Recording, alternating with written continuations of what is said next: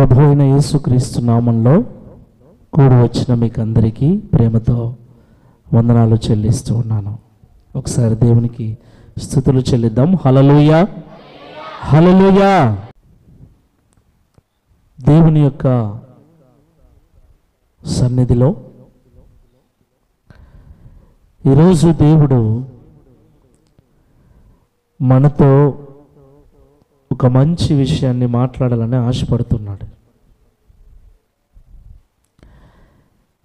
ఏమిటా విషయం అంటే, యోహాను రాసిన 3వ పత్రిక 1వ అధ్యాయం 11వ వచనాన్ని చదువుదాం. ఒకటే అధ్యాయం ఉంటుంది యోహాను రాసిన 3వ పత్రికలో, ఒకటే అధ్యాయం ఉంటుంది. అందులో 11వ వచనాన్ని చదవండి. ప్రియుడా, చెడు కార్యమును కాక మంచి కార్యమును అనుసరించి నడుచుకొనుము. మేలు చేయువాడు దేవుని సంబంధి, కీడు చేయువాడు దేవుణ్ణి చూచినవాడు కాడు. చాలు. పురుషులలో చదవండి, పురుషులు చదవండి. ప్రియుడా, చెడు కార్యమును కాక మంచి కార్యమును అనుసరించి నడుచుకొనుము. మేలు చేయువాడు దేవుని సంబంధి, కీడు చేయువాడు దేవుణ్ణి చూచిన వాడు కాడు. ప్రియుడా అంటే, ప్రియుడా అంటే అర్థం ఏంటండి? ఇంకా అయిపోయింది, బైబిల్ చదివేది అయిపోయింది, నాకు వెళ్ళి చూడండి. ప్రియుడా అంటే అర్థం ఏంటి? దీనికన్నా చెప్పర్రా, మీకు బాగా తెలిసి ఉంటుంది కదా. ప్రియుడా అంటే ఇష్టమైన వాడా. మనము దేవునికి చాలా ఇష్టమైన వాళ్ళం. ఆమేన్, హల్లెలూయా.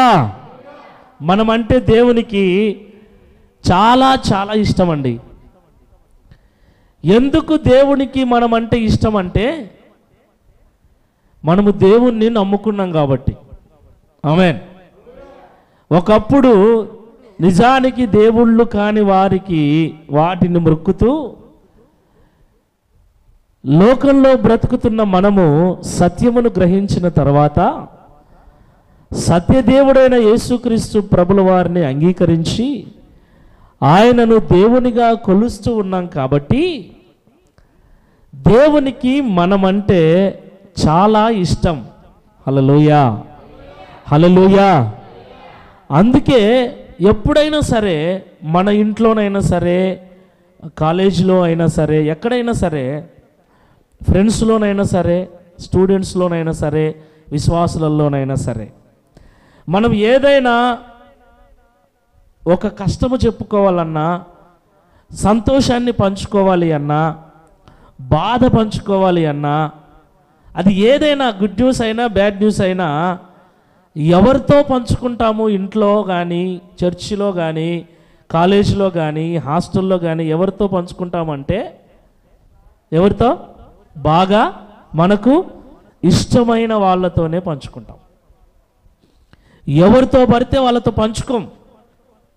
పొరపాటున మనకి ఇష్టమైన వాళ్ళకు చెబుతున్నప్పుడు వేరే వాళ్ళు వచ్చారు అంటే చెప్పడం మానేస్తాం, లేదా వాళ్ళను రావద్దు మళ్ళీ రా అని వాళ్ళను పంపించేస్తాం. సో ఇష్టమైన వాళ్ళతోనే మాట్లాడడానికి, ఇష్టమైన వాళ్ళకే సమస్యలు చెప్పుకోవటానికి, ఇష్టమైన వాళ్ళకే బాధలు చెప్పుకోవటానికి, ఇష్టమైన వారితోనే సంతోషాన్ని పంచుకోవటానికి మనం ఎక్కువగా ఆశపడుతుంటాం. సో దేవునికి మనం ఇష్టమైన వాళ్ళం కాబట్టి దేవుడు మనతో తన మనసు విప్పి మాట్లాడుకోవటానికి ఇష్టపడుతున్నాడు. ఆమేన్, హల్లెలూయా. అలాగే మనకు బాగా ఇష్టమైన వాళ్ళు తప్పు చేస్తూ ఉంటే మనం ఏం చేస్తాం? పోనీలే నాకెందుకు లేని వదిలేస్తామా? ఏం చేస్తాం? మనకు చాలా ఇష్టమైన వాళ్ళు చెడిపోతున్నా తట్టుకోలేము, వాళ్ళని ఎవరైనా ఏదైనా అంటున్నా తట్టుకోలేము. సో ఎందుకంటే వారి మీద మనకు ఇష్టం ఉంది, వారంటే మనకు ఇష్టం కాబట్టి.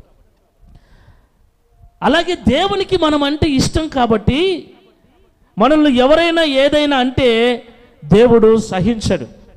అలాగే మనము చెడిపోతూ ఉంటే దేవుడు చూస్తూ అలా ఊరుకోడు. మనల్ని బాగు చేయటానికి, మనల్ని సరిచేయటానికి, తన మనసు విప్పి మనతో మాట్లాడటానికి ఆయన ప్రయత్నం చేస్తూనే ఉంటాడు. Praise the lord. Hallelujah, hallelujah. నాకెందుకులే, వీళ్ళు ఎట్లా పోతే నాకేంలే, వీరిని ఎవరు నిందిస్తే నాకేమిలే, వీరు ఏం బాధపడితే నాకెందుకులేని దేవుడు అలాగ వదిలేడు. మనుషులమైన మనము మనకు ఇష్టమైన వారు బాధపడుతుంటే ఎలాగ చూడలేమో, మనుషులమైన మనము మనకు నచ్చిన వారు, ఇష్టమైన వారు చెడిపోతుంటే వారిని సరిచేయటానికి ఎలాగైతే ప్రయత్నం చేస్తామో, దేవుడు కూడా మనల్ని ఎంతో ఇష్టపడుతున్నాడు కాబట్టి, దేవునికి మనం అంటే ఎంతో ఇష్టము కాబట్టి మనకు అన్ని విషయాలు చెప్పుకోవటానికి ఆయన ఎప్పుడు కూడా ఇష్టంగా ఉంటాడు. Praise the lord. Hallelujah, hallelujah, hallelujah. ఇప్పుడు చెప్పండి, దేవునికి మనము ఇష్టమైన వారమా కాదా? చెప్పండి. ఇష్టమైన వారము కాబట్టి దేవుడు మనతో ప్రతి ఆదివారం మాట్లాడుతున్నాడు, ప్రతి గురువారం మాట్లాడుతున్నాడు. ఇంకా ఆయా సమయాలలో ఎవరి ద్వారానో ఒకరి ద్వారా దేవుడు మనతో మాట్లాడుతూనే ఉన్నాడు. హల్లెలూయా. మనం చెడిపోతూ ఉంటే చెడిపోవద్దురా అని చెప్తున్నాడు. మనం బాధపడుతూ ఉంటే బాధపడొద్దు, నేను ఉన్నా మీ బాధ తీర్చడానికని ఆయన తన మాటల చేత మనల్ని బలపరుస్తూనే ఉన్నాడు. హల్లెలూయా. దీన్ని బట్టి దేవునికి మనం అంటే ఎంత ఇష్టమో మనం గ్రహించాలి. దేవుడు అంత ఇష్టంగా మనకు చెబుతూ ఉన్నప్పుడు ఆ మాటలని మనము త్రోసివేయటానికి వీలు లేదు. మనల్ని ప్రేమించే వ్యక్తి, మన బాగు కోరే వ్యక్తి మనకు మంచి మాటలు చెబుతూ ఉంటే మనం వాటిని పెడచెవిన పెట్టామనుకోండి, ఆ వ్యక్తికి ఎట్లుంటుంది? రే, నా మాటలు వినకుంటే నువ్వు పాడైపోతావు, దయచేసి నా మాటలు వినని చెప్పినంత వరకు బాగా చెప్పేస్తారు. ఎంత చెప్పినా మనం వినట్లేదు అనుకో, ఏమంటుంది తల్లి, ఏమంటాడు నాన్న, ఇక పో నీ సావు, అంతే. కానీ దేవునిలో ఉన్న ప్రత్యేకత ఏమిటంటే ఎప్పుడూ అనడు ఆ మాట. ఏమాట? నీ సావు పో, నీ ఇష్టం, నీకు ఇష్టం వచ్చేట్లు ఉండు, నీ సావు నువ్వు సావు పో, నాకు నీకు సంబంధం లేదు అనే మాట దేవుడు ఎప్పటికీ అనడు. ఊపిరి మనలో ఉన్నంత వరకు, ఈ లోకాన్ని విడిచి మనం వెళ్ళేంత వరకు మనల్ని సరిచేయటానికి, మనల్ని ఆశీర్వదించటానికి, మనల్ని బాగు చేయటానికి, బలపరచటానికి నిత్యము ఆయన ప్రయత్నిస్తూనే ఉంటాడు. Praise the lord. హల్లెలూయా. కాబట్టి దేవుని ప్రేమను మనము అర్థం చేసుకునే వారుగా ఉన్నప్పుడు ఆయన కూడా చాలా సంతోషంగా ఉంటాడు.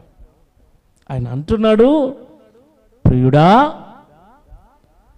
ప్రియులారా,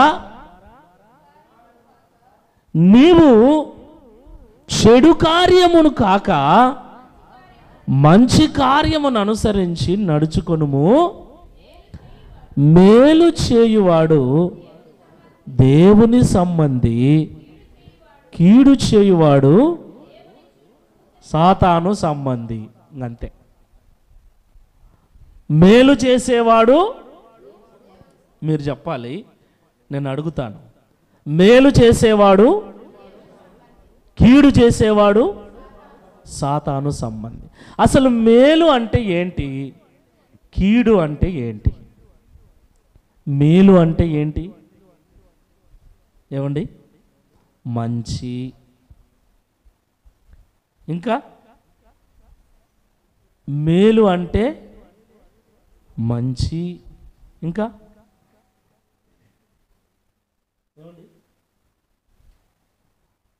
మనము ఆయా సమయాలలో కొన్ని పదాలు వాడుతూ ఉంటాం. మంచిది, క్షేమమైనది, బాగున్నది. వీటన్నిటి అర్థము ఒకటే. నీవు మేలు చేయాలి అంటే ఇతరులకు నువ్వు మంచి చేయాలి, ఇతరులకు నువ్వు క్షేమాన్ని కలిగే విధంగా చేయాలి. ఎందుకు చేయాలి? నాకేం అవసరం?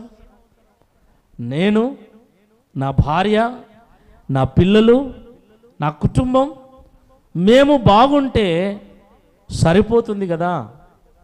ఇంకొకరికి నేను ఎందుకు మేలు చేయాలి అనే ఆలోచనలు కొంతమందికి ఉన్నాయి.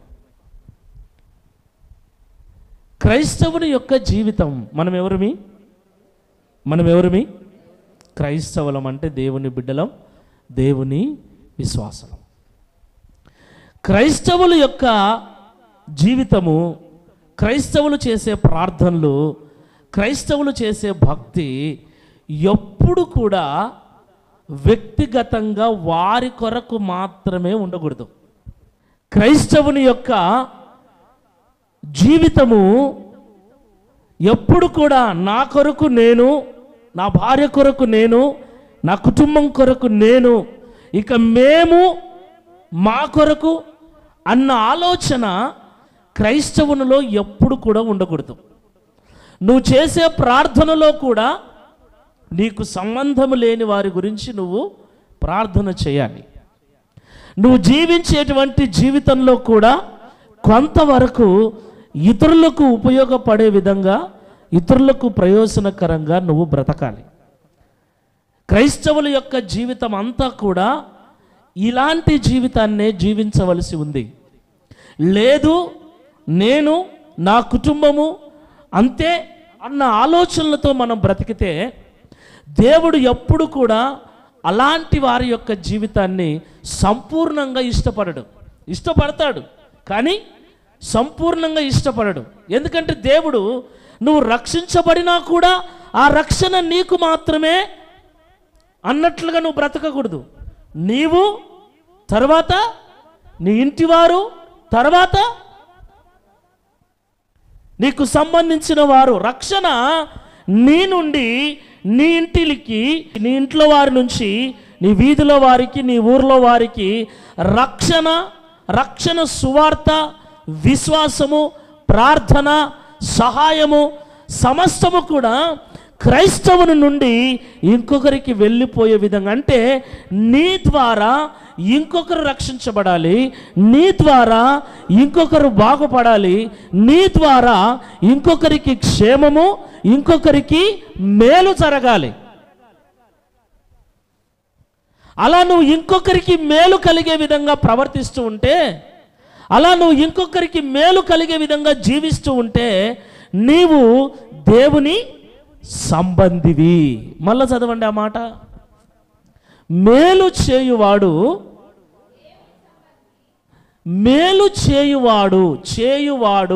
ఎవరికి చేస్తాం? మేలు చేసుకొని వాడు అని ఉందా? మేలు చేయువాడు అని ఉందా? మేలు చేసుకొని వాడు అంటే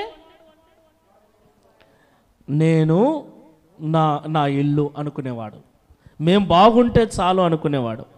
నేను ఎక్కడైనా చెడిపోతున్నానా, నా భార్య ఎక్కడైనా చెడిపోతుందా, నా పిల్లలు ఎక్కడైనా చెడిపోతున్నారా, వారిని సరి చేసుకుంటే చాలు అనుకునేవాడు, వారిని బాగు చూసుకుంటే చాలు అనుకునేవాడు వాని కొరకు మేలుకరంగా బ్రతికేవాడు.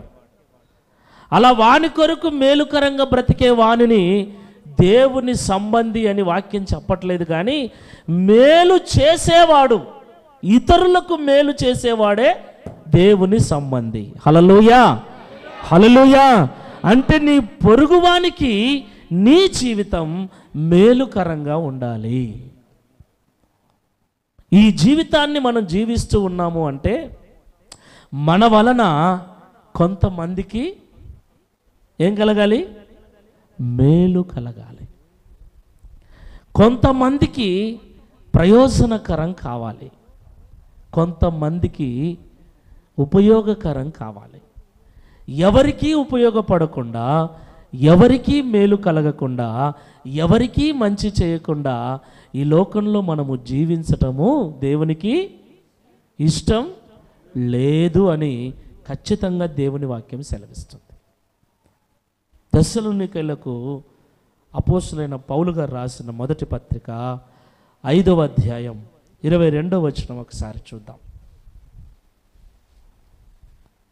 తెస్సలోనికైలకు రాసినటువంటి మొదటి పత్రిక 5వ అధ్యాయం 22వ వచనం స్టార్టింగ్ నుంచి రావాలి. సమస్తమును పరీక్షించి మేలైన దానిని చేపట్టుడి, ప్రతి విధమైన కీడునకు దూరంగా ఉండుడి. నీ వల్ల ఒక వ్యక్తికి జరిగితే మేలు జరగాల కానీ కీడు అంతే. నువ్వు మాట్లాడే మాట వలన కానీ నీ ప్రవర్తన వలన కానీ కీడు అంటే నీ వలన ఇంకొక వ్యక్తికి నష్టం, కష్టం, బాధ, వేదన కలగకుండా బ్రతకాలి క్రైస్తవుడు.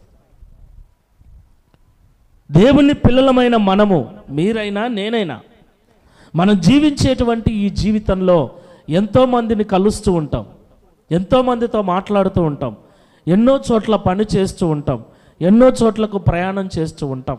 ఎక్కడికి వెళ్ళినా, ఎవరితో మాట్లాడినా, ఎలాగ జీవిస్తూ ఉన్నా మన జీవితము ద్వారా, మన ప్రయాణము ద్వారా కొన్నిసార్లు కొంతమంది ప్రయాణాలలో కొట్లాడవచ్చారు. సీటు కోసం కొట్లాడడం, నీళ్లు పట్టుకునే కాడ కొట్లాడడం, ఏమండి కుళాయిల కాడ కొట్లాడడం. అంటే వాళ్ళెవరో తెలీదు. అంటే మనకు తెలిసిన వాళ్ళైతే రా రా కూర్చో అంటాం, తెలియని వాళ్ళైతే ఉండేది ఇంత ఈట బార్ చాపుకొని కూర్చుంటాం సీట్లో. మనం ఇచ్చింది ఒక టికెట్టే. నేను ఎప్పుడన్నా బస్సులో కూర్చున్నాను, సమస్య ఏంటంటే లావుగా ఉన్నా కాబట్టి రెండో వాడు కూర్చోడానికి ఇబ్బంది, ఖచ్చితంగా ఇబ్బంది. అందుకే ఎవరైనా పిల్లలు వస్తే వెంటనే పిల్లలను కూర్చోబెట్టుకుంటా.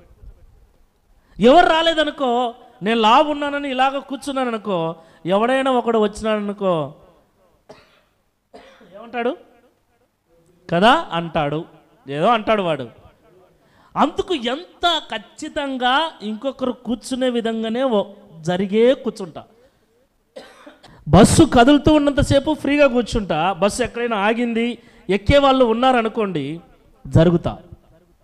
కొంతమంది నా వైపు చూసి నా పక్కన కూర్చోకుండా పోయే వాళ్ళు కూడా ఉన్నారు. ఎందుకంటే ఎందుకులే అంత ఇబ్బందిగా కూర్చోాలని. మరి కొంతమంది ఖచ్చితంగా కూర్చుంటారు. ఎక్కడ సీట్ లేనప్పుడు ఖచ్చితంగా సార్ కొంచెం జరగరు సార్, ఈ కళ్ళు కాండాలి ఏడ కూర్చుందామని ఈడా అని నేను అనొచ్చు. వాడు కూడా అంటాడు ఏం వినాయిందా సీటు అంటాడు వాడు.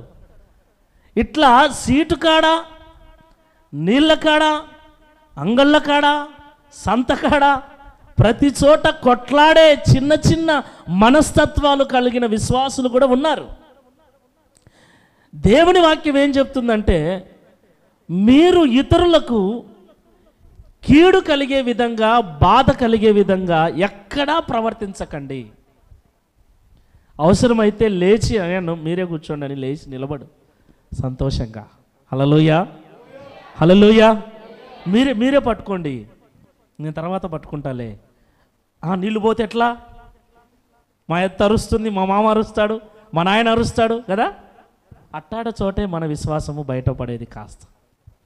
అలాంటి చోటనే మన బుద్ధి కాస్త, మన భక్తి కాస్త బయటపడుతుంది. మేలుకరంగా ప్రవర్తించినప్పుడు మనం మేలు చేస్తే దేవుడు మనకు కీడు చేస్తాడా? ఏం చేస్తాడు? మేలే చేస్తాడు. ఆయన అన్నాడుగా, నువ్వు ఏ కొలత కొలుస్తావో అదే కొలత నీకు కొలవబడుతుంది. ఇతరులు నా వల్ల బాధపడకూడదని మంచి మనసుతో నువ్వు సర్దుకొని పోతూ ఉన్నప్పుడు నీకు కూడా దేవుడు అలాంటి మంచి జీవితాన్ని అనుగ్రహిస్తాడు. కానీ ఆ విషయాన్ని ఆలోచించకుండా ఆయా సమయాలలో మనం కూడా ఆలోచన లేకుండా ప్రవర్తిస్తుంటాం. అందుకే దేవుడు అంటున్నాడు, పరీక్షించండి, ప్రతి విషయాన్ని పరీక్షించి చివరికి మీరు చేయాల్సింది మాత్రం మేలే చేయాలి, కానీ కీడు ఎవనికైనాను చెయ్యకుండా ప్రతి విధమైన కీడుకు ఏడుండాలంట, దూరంగా ఉండాలి. నీ నోటి మాటలో కూడా అవతల వ్యక్తికి నొప్పి కలగకూడదు. నువ్వు మాట్లాడితే ఆ మాట వల్ల ఆ వ్యక్తికి ఏం కలగకూడదు, నొప్పి బాధ కలగకుండా నోరు అదుపులో పెట్టుకోవాలి. దేవుడు అంటాడు, నీ నోట ఆశీర్వాద వచనములే కానీ శాపవచనములు రాకూడదు. నువ్వు చేసే ప్రార్థనలలో కూడా నీకు కీడే చేయుండని, వాళ్ళు నీకు నష్టమే కలిగిండని, నీ ఆస్తిని దోచుకొని ఉండని, నిన్ను ఇబ్బంది పెట్టి నిందలు మోపి నిన్న నానాక మాటలు అనరాని మాటలు అని ఉండని, కానీ వారి కొరకు నువ్వు ప్రార్థన చేసేటప్పుడు మాత్రం ప్రభువా తెలుసన్నారో తెలియకన్నారో వారిని క్షమించు. Praise the lord. యేసు ప్రభు కలవరి శిలువలో మనకు నేర్పిన మాదిరి ఇదే. శత్రువులను క్షమించమని దేవుడు చెప్పాడు, ప్రేమించమని చెప్పాడు.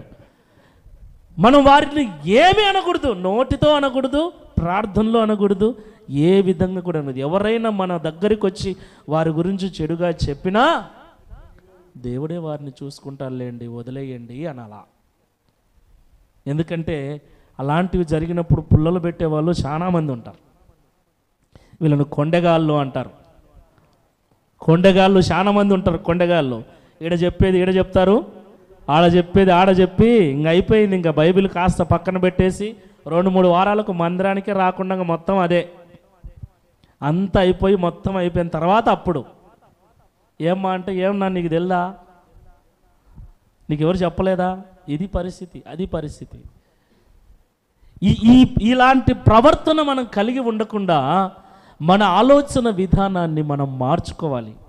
యేసుక్రీస్తు ప్రభుల వారు మన కొరకు పూర్తిగా కరిగిపోయాడండి. మానవ జాతి కొరకు ఆయన పూర్తిగా ఏమీ లేకుండా సమస్తాన్ని మన కొరకు సమర్పించున్నాడు. మన కొరకు ఆయన అంత కరిగిపోయినప్పుడు, ఆయన అంత ఒదిగిపోయినప్పుడు మనము కొంతవరకైనా తగ్గించుకొని ఇతరుల క్షేమం కొరకు ప్రార్థన చేయగలిగితే మనకు ఎంత ప్రశాంతంగా ఉంటుందో, మనసు ఎంత నెమ్మదిగా ఉంటుందో. హల్లెలూయా, హల్లెలూయా, హల్లెలూయా. దేవుని పరిశుద్ధ గ్రంథములో ఈ మాటలే రాయబడిన చాలా చోట్ల. రోమాపత్రిక 12వ అధ్యాయం 17-19 వచనాలు చూస్తే అసలు ప్రతి కీడు ఎవరు చేయకండి అంటాడు. కీడుకు ప్రతి కీడు, దూషణకు ప్రతి దూషణ. దేవుని పిల్లల యొక్క జీవితము ప్రత్యేకమైందండి. ఆ ప్రత్యేకతను మనం కాపాడుకోవాలి అంతే. ఆదివారం పనికి పోకోకుండా ఖచ్చితంగా మందిరానికి రావటం అనేది ఒక ప్రత్యేకత. ప్రతి ఆదివారం బలలో చేవేయటం ఒక ప్రత్యేకత. తెల్లటి వస్త్రములు ధరించుకొని రావటం ఒక ప్రత్యేకత. నోట బూతులైనను, పోకిరి మాటలైనను, సరసోక్తులైనను, అబద్ధాలైనను మాట్లాడుకోకుండా ప్రత్యేకంగా ఉండటం ఒక ప్రత్యేకత. ప్రత్యేకత అండి. మంచిగా క్రాప్ చేయించుకొని నీట్గా ఉండటం ఒక ప్రత్యేకత. అసలు ఆ ప్రత్యేకతలే లేవు క్రైస్తవులకు ఈ మధ్య. తెల్ల బట్టలు వేసుకోవాలన్నా చిరాకు వచ్చేస్తుంది, మంచిగా కటింగ్ చేయించుకోవాలన్నా చిరాకు వేస్తుంది, పిట్టగొడుగు లెక్క పెట్టుకోవాలా, రకరకాల స్టైల్స్. ఎందుకో మరి తెలీదు. దేవుడు మీరు ప్రత్యేకంగా నేను మిమ్మల్ని లోకములో నుండి వేరు చేసి ఉన్నానని దేవుడు చెప్తుంటే మనకు అర్థం కావట్లేదు. వేరు చేయడం అంటే ప్రత్యేకంగా ఉండమంటున్నాడు. మన మాటలో ప్రత్యేకత, చూపులో ప్రత్యేకత, నడవడికలో ప్రత్యేకత, వస్త్రధారణలో ప్రత్యేకత, నోటి మాటలో వినయము, విధేయత. ఆ మాట అవతల వ్యక్తికి నెమ్మది అనిపించాలి. మొన్న మైదుకూరు నుంచి ఒక సహోదరి ఫోన్ చేసింది, మేరీ అని. అమ్మాయి అంటుంది సంతానం లేదు వాళ్ళకి, దాదాపుగా కొన్నేళ్ళు అయింది. అన్నయ్య సంతానం కొరకు ప్రార్థన చేయమని నాకు ఫోన్ చేసింది. నేను ప్రార్థన చేశాను. అమ్మాయి అంటుంది, అన్నా నీతో మాట్లాడితే నిజంగా ఎంత బాగుంటుందో అన్న, నీకు బాధలు చెప్పుకోవాలని ఫోన్ చేసి కూడా నువ్వు చెప్పే మాటలు వింటుంటే బాధలు కూడా చెప్పుకోవడానికి మర్చిపోయేంతగా మీ మాటలు ఉంటాయన్న అంత మంచిగా మాట్లాడతారు మీరు అంటుంది. హల్లెలూయా, హల్లెలూయా, హల్లెలూయా. ఎందుకు అలాగ మాట్లాడాలి నేను? ఆ ప్రత్యేకత ఎందుకంటే దేవుని బిడ్డలుగా మనకు దేవుడు ఆ ప్రత్యేకతనిచ్చాడు. నేను కాదు, మీరు మాట్లాడినా కూడా ఆ నెమ్మది అవతల వ్యక్తికి కలగాలి. మీతో మాట్లాడాలనిపించాలి. కొద్దిసేపు ఆ బ్రదర్తో మాట్లాడితే, కొద్దిసేపు అమ్మాయితో మాట్లాడితే, కొద్దిసేపు ఆంటీతో మాట్లాడితే బాగుంటుంది అనిపించాలి. ఆ ప్రత్యేకత మన మాటలో కూడా మేలు జరగాలి అవతల వ్యక్తికి. హల్లెలూయా, హల్లెలూయా. దేవుడు అంటున్నాడు, మీరు 12వ అధ్యాయం చదవండి రోమపత్రిక. కీడుకు ప్రతి కీడు ఎవనికిని చేయవద్దు, మనుషులందరి దృష్టికి యోగ్యమైన వాటిని అనుసరించి ఆలోచన కలిగి ఉండండి. 19వ వచనం చదవండి ఇప్పుడు. ప్రియులారా, మీకు మీరే పగ తీర్చుకొనక దేవుని ఉగ్రతకు చోటియుడి, పగ తీర్చుకొనుట నా పని. మనకు నష్టము కష్టము కలిగించిన వాళ్ళకి తిరిగి నష్టము కష్టం కలిగించే పని ఎవరిది? ఎవరిది? ఎవరిది? దేవుంది, మనది కాదు.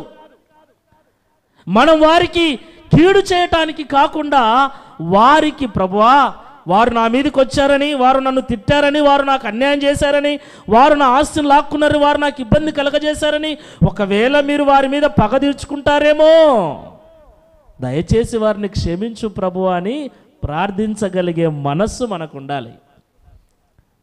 అట్ట కాకుండా ఏం ప్రభువా నీకు ఉన్నావా లేదా, కళ్ళు ఉన్నాయా లేదా, నువ్వు చూస్తున్నావా లేదా, నాకు ఇంత అన్యాయం జరుగుతుంటే, నాకు ఇన్ని బాధలు జరుగుతుంటే నువ్వేం చేస్తున్నావు, ఇన్ని కానుకలు ఇచ్చాను, ఇన్ని దశభాగాలు ఇచ్చాను, ఇంత పరిచర్య చేస్తున్నా, నాకు న్యాయం చేర్చావా లేదా, చేర్చావా లేదా?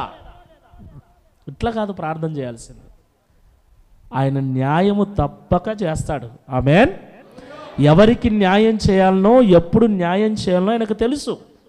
అయితే మన ప్రార్థన ఎప్పుడు కూడా, ఇప్పుడు నీకు న్యాయం చేయాలంటే అర్థం ఏంటి?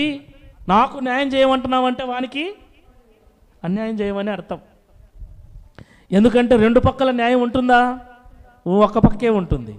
నాకు న్యాయం చేయి, నాకు న్యాయం చేయి అంటున్నావంటే వానికి అన్యాయం చేయి అని. ప్రభువా అలా కాదు. ఆలోచించండి, మన ప్రార్థనలు ఎలా ఉండాలి, ఏమై ఉండాలి, మన ఆలోచన విధానం ఏమై ఉండాలి. మన ఆలోచనలలో కూడా ఇతరులు నష్టపోవాలని, కష్టపడాలని మనం ఆలోచించకూడదు. ఎప్పుడు కూడా వాళ్లకు మేలు కలగాలి మన ద్వారా. ఆమేన్, హల్లెలూయా. నా ద్వారా మీకు మేలు కలగాలి, కానీ కీడు, నష్టము, కష్టము ఎప్పుడు కూడా కలగకూడదు. వాళ్ళు బాగుండాలి ప్రభువా, వాళ్ళు నెమ్మదిగా ఉండాలి ప్రభువా, వాళ్ళు ఆరోగ్యంగా ఉండాలి ప్రభువా, వాళ్ళు సంతోషంగా ఉండాలి ప్రభువా. నాకు ఇచ్చినా ఇవ్వకపోయినా, చూసుకున్నా చూసుకోకపోయినా, ఏమైనా సరే వాళ్ళు బాగుండాలి. నా జీవితంలో నేను చేయాల్సిన ప్రార్థన అదే. సంఘక్షేమం కొరకే నేను ప్రయాసపడాలి. మీరు అంతే, ఒకరి ఎడల ఒకరం. ముఖ్యంగా ఈ మాట చాలా బాగుంటుంది చూడండి, గలతీ పత్రికలో ముఖ్యంగా మనం మేలు చేయాల్సింది ఎవరికన్న విషయాన్ని చెప్తున్నాడు పౌలు భక్తుడు. గలతీ పత్రిక 6వ అధ్యాయంలో 9-10 వచనాలలో, మనము మేలు చేయుట యందు విసుకక యుందము, మనము అలయక మేలు చేసితిమేని తగిన కాలమందు పంట కోస్తాం. Praise the lord. నేను మొదట్లో చెప్పాను, మనం ఏం చేస్తే మన మీదికి, మనం ఏది చేస్తే మన మీదికి అదే వస్తుంది. మనము విసుకక అలసిపోకుండా మేలు చేస్తూనే ఉన్నామనుకో, ఏదో ఒక కాలంలో దేవుడు మన మీదికి మేలును తీసుకొని వస్తాడు. అదే చెప్తున్నాడు, మనము అలయక మేలు చేసితిమేని తగిన కాలమందు పంట కోతుము, కాబట్టి మనకు సమయము దొరికిన కొలది. మేలు చేయటమే పనిగా పెట్టుకోవద్దు. అర్థమవుతుందా? మేలు చేయటమే పనిగా పెట్టుకొని అన్ని పనులు మానేసి మేలు చేసుకుంటా పొమ్మని దేవుడు చెప్పలే. నీకు సమయము దొరికినప్పుడు అంతా. ఆమేన్, హల్లెలూయా. కాబట్టి మనకు సమయము దొరికిన కొలది అందరి ఎడల, అందరికీ చేయాలి. వాడు మన కులమా, మన కులం కాదా, మన వర్గమా, మన వర్గం కాదా, మన జాతి, మన జాతి కాదా, మనవాడా, మనవాడు కాదా, అనవసరం. క్రైస్తవునికి భేదాలు ఉండకూడదు. అందరి కొరకు ప్రార్థన చేయాలని తిమోతి 2వ పత్రిక 2వ అధ్యాయంలో 1వ వచనం నుండి ఆ దేవుడు చెప్తారు. రాజుల కొరకు, ప్రధానుల కొరకు, అధికారులందరి కొరకు, మనుష్యులందరి కొరకు మనము ప్రార్థనలు, విజ్ఞాపనలు, యాచనలు చేయాలి. 1వ అధ్యాయమా 2వ అధ్యాయం 1వ వచనం నుండి చదవండి. మనము సంపూర్ణ భక్తియు మాన్యతయు కలిగి నెమ్మదిగాను సుఖముగాను బ్రతుకు నిమిత్తము అన్నిటికంటే ముఖ్యముగా, 1వ పత్రిక 2వ అధ్యాయం, అన్నిటికంటే ముఖ్యముగా మనుషులందరి కొరకును, రాజుల కొరకును, అధికారులందరి కొరకును విజ్ఞాపనలు, ప్రార్థనలు, యాచనలు, కృతజ్ఞతాస్తుతులు చేయవలెనని హెచ్చరించుచున్నాను. ఇది మంచిదియు మన రక్షకుడైన దేవుని దృష్టికి అనుకూలమై ఉన్నది. ఏది అనుకూలమై ఉంది? నీ కొరకు నువ్వు ప్రార్థన చేసుకోవటమా? నీ కొరకు మాత్రమే నువ్వు ఉపవాసం ఉండటమా? నీ కుటుంబం కొరకు మాత్రమే దేవుణ్ణి బ్రతిమలాడుకోవటమా? నీ కుటుంబం కొరకు, నీ వారి కొరకు మాత్రమే విజ్ఞాపన చేయటమా? ఏది అనుకూలమైంది దేవుని దృష్టికి? దేవుని దృష్టికి ఏది మంచిది? మనుషులందరి కొరకు నువ్వు ఉపవాసం ఉంటే అది మంచిది. మనుషులందరి కొరకు, రాజులందరి కొరకు, అధికారులందరి కొరకు నువ్వు విజ్ఞాపన చేస్తే అది మంచిది. Praise the lord, hallelujah, hallelujah. ఇప్పుడు చదువుతాం గలతీ పత్రిక 6వ అధ్యాయం 10వ వచనం. కాబట్టి మనకు సమయము దొరికిన కొలది అందరి ఎడల, మరి విశేషముగా విశ్వాస గృహమునకు చేరిన వారి ఎడల మేలు చేయుదము. విశ్వాస గృహం అంటే, అయ్యా విశ్వాస గృహం అంటే, విశ్వాస గృహం అంటే ఏంటి? అమ్మా చదువుకున్న వాళ్ళన్నా చెప్పండిరా. విశ్వాస గృహం అంటే ఏంది? సంఘము, మందిరం కాదు. మందిరము ఈరోజు ఉంటారు, రేపు పడిపోతుంది. మందిరం గురించి ఆలోచన చేయకండి. మీరు మందిరాలను మనసులో పెట్టుకోకండి, మందిరాలను మనసులో పెట్టుకోకండి ప్లీజ్. మందిరాలను మీరు మనసులో పెట్టుకుంటే చాలా కష్టం. విశ్వాస గృహం అంటే మందిరం కాదు, సంఘము. సంఘములో చేరిన వారి ఎడల మరీ విశేషంగా మేలు చేయాలంట. సంఘములో ఎవరైనా ఇబ్బంది పడుతూ ఉంటే మిగతా వాళ్ళు కాస్త సహకరించే మనస్సు కలిగి ఉండాలి. ఎందుకంటే సంఘములో ఎవరు ఏ స్థితిలో ఉన్నారో తెలుస్తుంది. సేవకుడు మొదలుకొని తోటి విశ్వాసుల వరకు ఎవరైనా ఇబ్బందికర పరిస్థితుల్లో ఉన్నారని తెలిస్తే, మీకు అనిపిస్తే, మాకెందుకు వచ్చింది, మాకేం పని అనుకోకుండా 10 మంది కాస్త చెయ్యి చాపి వారిని ఆదరించగలిగితే అది మంచిదంట. మనమే తిని, పండగ పూట మనమే తిని, పండగ కాకపోయినా మనమే తిని, పండగ పూట మనమే కొత్త బట్టలు కట్టుకొని, పండగ కాకపోయినా కట్టుకొని, మనమే, అదే చెప్తున్నా, మనమే, నేను, నా భార్య, నా పిల్లలు, మేమే బాగుంటే చాలు. వీళ్ళు దేవుని సంబంధులు కాదు. తన కొరకు మాత్రమే కాకుండా ఇతరుల కొరకు కూడా ఆలోచించగలిగిన వాడే. ఇంకో చక్కటి మాట ఉంది, చదవండి. తెస్సలోనికీయులకు రాసిన మొదటి పత్రిక 5:15. 5:15 మొదటి పత్రిక 5:15. ఎవడును కీడునకు ప్రతి కీడు ఎవనికైనా చేయకుండా చూచుకొనుడి. మీరు ఒకని ఎడల ఒకడును మనుషులందరి ఎడల ఎల్లప్పుడూ మేలైన దానిని అనుసరించి నడుచుకొనుడి. ఎల్లప్పుడూ సంతోషముగా ఉండుడి. ఏమండి, మనము ప్రతి చోట మేలు అన్న ప్రతి చోట మనకి ఏ పదం కానొస్తుంది? కీడు కానొస్తుందా లేదా? మేలు అన్న ప్రతి చోట కీడు కనపడుతుంది. పైన ఉంటుంది, కిందన్న ఉంటుంది. ఎందుకంటే మేలుకు ఆపోజిటే కీడు. మనం ఎక్కువగా స్వార్థముతో నింపబడిన వారమై మనం బాగుంటే చాలు, ఎవడన్నా ఎట్టన్నా నాశనం కానీ అనే ఆలోచనలు చేస్తూ ఉంటాం. ఆలోచన చేయకపోయినా అసలు వాని గురించి మనం పట్టించుకోం. ఇది మనుషులకు ఉన్నటువంటి భయంకరమైన లక్షణం. అయితే క్రైస్తవులకు ఇలాంటి భావన ఉండకూడదు. ఆమేన్. వానికిస్తే నాకెట్ట అనుకోకండి. అసలే కరువు వచ్చింది స్వామి, కరువు వచ్చి తినటానికి తిండి లేకుండాంటే నువ్వు వచ్చి అడుక్కుంటున్నావు, మాకే తిన్నికి లేదు, నీకెక్కడిస్తాం అనే బుద్ధి పెట్టుకోకండి. ఆ బుద్ధి ఉన్నా ఎట్టు చచ్చిపోతాం కదా, సరేలే తింటే కలిసి తిందాం, పోతే కలిసి పోదాం అనుకోండి. ఆమేన్. హల్లెలూయా, హల్లెలూయా. ఏమండి, కరోనాలో మంచి మంచి ధనవంతులు చనిపోయినారు, సినిమా హీరోలు చనిపోయినారు, పెద్ద పెద్ద పాస్టర్లు చనిపోయినారు. తెలుసా మీకు? పెద్ద పెద్ద బాడీ బిల్డర్లు చనిపోయినారు. ఏది మనల్ని మరణం నుండి తప్పించలేదు. ఖచ్చితంగా ఒకరోజు చనిపోతాం గనక బ్రతికున్నంత వరకు కాస్త నలుగురికి మంచి చేసి చద్దాం. ఆమేన్. హల్లెలూయా. నలుగురికి కాస్త నలుగురికి కాస్త మంచి చేసి చద్దాం. దేవుని దగ్గర మనకు ప్రతిఫలం ఉంటుంది. అదే చెప్తున్నాడు, మీరు ఒకని ఎడల ఒకడు మనుషులందరి ఎడల ఎల్లప్పుడూ మేలైన దానినే అనుసరించి నడుచుకోండి. మేలైన దానినే అనుసరించి ఎంత స్వార్థం అంటే మనిషికి. మనం ఆలోచనలలో ఎదగాలి, మన ఆలోచన విధానంలో ఎదగాలి.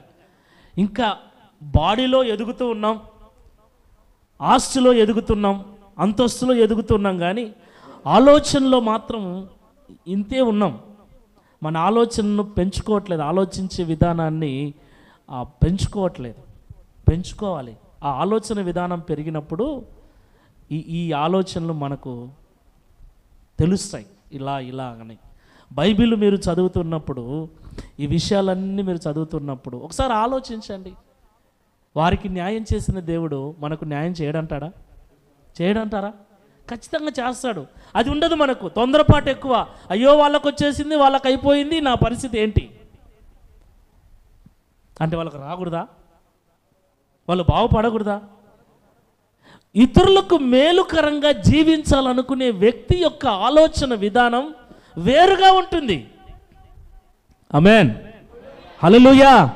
దేవుడు అదే అంటాడు, ఒకరి ఎడల ఒకరు ఎల్లప్పుడూ మేలైన దానినే చెయ్యండి.